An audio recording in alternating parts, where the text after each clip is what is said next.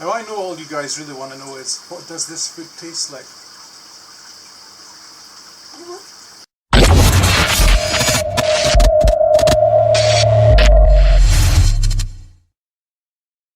I just want to mention before going any further, if you're new to the channel and want to see more content like this where I breed lots and lots of absolutely gorgeous shrimp, please hit that subscribe button and bell notifications so you don't miss anything.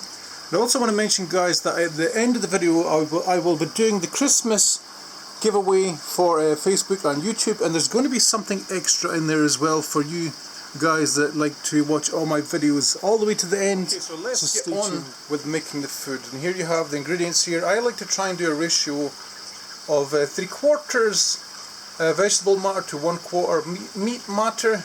As you can see here we have spinach, we have peas, we have a couple of prawns here, and we have a wild caught Atlantic salmon. Now, this is going to be the creme de la creme of shrimp foods. So take note and follow what I'm going to do. You're going to need some sealable bags as well, because we're going to blend this up and then we're going to freeze it and we're going to feed it to our shrimp. Okay, so you're also going to need a blender, as I just mentioned. The spatula will be handy. We're going to use a little bit of water just in case this is too dry. Most fish is good for this type of food, but please avoid things like mackerel and tuna because they can be full of oils. This is why I've selected such a small piece of salmon as well, because it can contain some oil as well. Okay, so bear that in mind when you make this. You don't want a fish that is too oily. So all we're going to do, guys, for this preparation wise is we're going to blend this, stick it in these bags over here, and then we're going to freeze them. Okay, it's that simple. We have some prawns from the sea. These are red because they're pre-cooked on the ships before they come to land. If any of you guys want to go and watch videos on that, it's quite interesting. We have wild caught Atlantic salmon. We have spinach here that has been frozen. It's funnily enough, they look like marrow mossballs. You can see these are kind of falling apart now because they've defrosted. We have some garden peas here. If these were for fish, I might deshell these, but because they're just for shrimp, I'm not going to bother. It shouldn't be of any consequence to us, right? So all we're going to do is we're going to put them into our blender here, our blender here. And hopefully this will work first time. I don't want to have to put extra stuff in here. And I'm not making a big huge batch of food because shrimp are small. We don't need loads and loads of food for them. Put in our salmon. Salmon, by the way, gets its colour from the shrimp that it eats in the sea. Okay, so there we have our prawns in there. Fingers crossed, guys, this will work first time and we shall be golden, I think. Switch on. I'm going to fast forward this bit as well so you don't see the noise. Hear the noise even.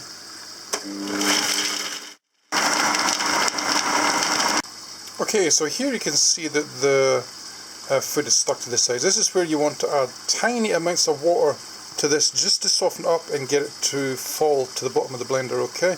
You don't want to go crazy with the water because all this food will have water in it already. You just need to get it to blend a little bit better. So for that purpose, guys, we're going to add a tiny amount of water just to the edges, just to give it a little bit of liquid content. Hopefully this will be enough to pull down all the food. You can see it's already doing it there. Let's get the lid back on. Let's get this sucker blending again. Okay, that's been on for about a minute. I just want to check it and make sure the food is all pushed down the sides like this.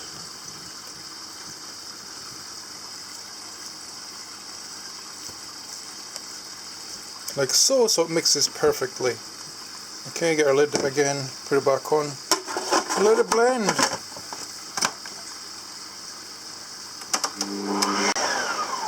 Okay, so roughly 10 minutes have passed, so let's check the consistency.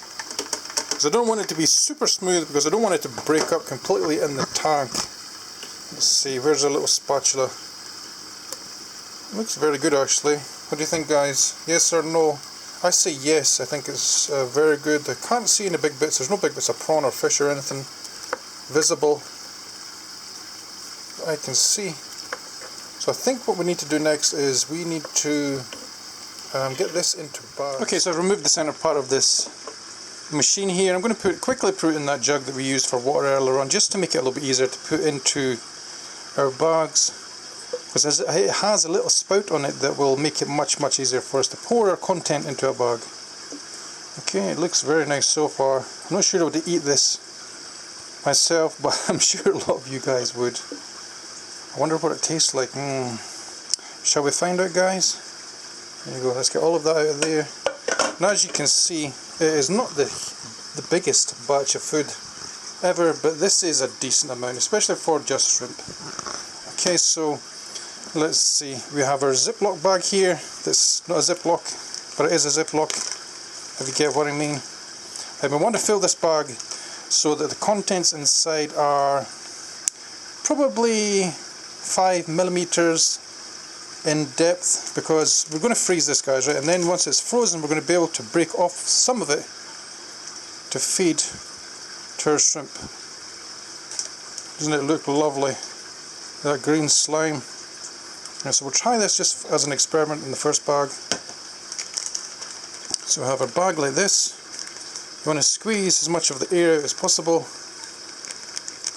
Alright. And then close the bag. This might be easier said than done, so I might put this down just for a second, just to get all the air out.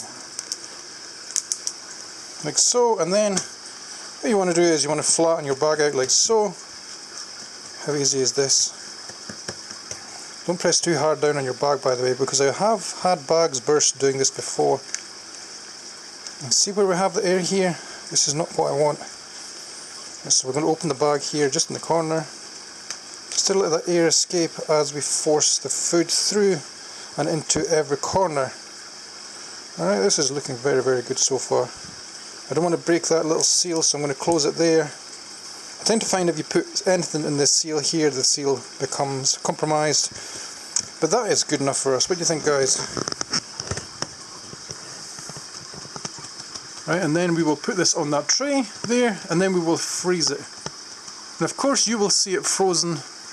It might take 4 or 5 hours to do so, and then we can break off little bits of it from the bag on the inside. Okay guys, while we wait on that food freezing, what we're going to do is we're going to pick a winner for my Christmas giveaway. There are 2 winners in that, one for Facebook and one for YouTube. So I'm now going to show you a picture of the winner for YouTube, which will be from my random comment picker that I have from TubeBuddy. So congratulations to you, my friend. On Facebook we will use a random number generator, so you can see a number up on your screen now, and that will be the person that won that on the same competition on Facebook. I also want to do an extra giveaway for the people that watch my videos to the very end. Here is an extra packet of food to this person on my last video. Congratulations, thank you all. Let's get on with the video. Welcome back. It has been 24 hours. It's the next day. Let's have a look at this food, see what it looks like. See what it looks like if I can get in the freezer here. And this looks to me to be very good. How about that, guys? Isn't that cool looking? It's like blocks of green paste. And so let's take one of these and see what it's like to open. Hopefully it doesn't rip the bag. Ugh. See how hard that is there, look at it. So I'd say this has been a success so far. I hope it doesn't float. I didn't think about that when I was putting water in yesterday, that it might actually float. I'm going to keep it in the bag here, and I'm just going to try and break off a corner.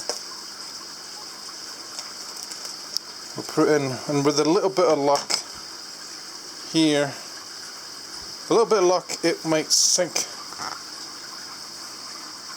I might have to hold it until it sinks, one of the two, so it's floating a little bit here. The first bit is sinking. I have a feeling it will sink eventually. It is very green though. It's much more greener than I thought it was going to be. Come on, it's just got a little bit of air in it, I think. Oh, it actually sticks to the glass as well. How about that? Isn't that cool? Right, so what we're going to do is I'm going to add a bit to the other tank. There you go, it's sinking now. There you go, it's shrimp attacking it before it even got to the bottom. But we're going to put a bit in the bottom tank as well. I want to show you guys the paint and fire reds today because there's absolutely tons of them. We're going to put a bit in and I'll see you in the next video.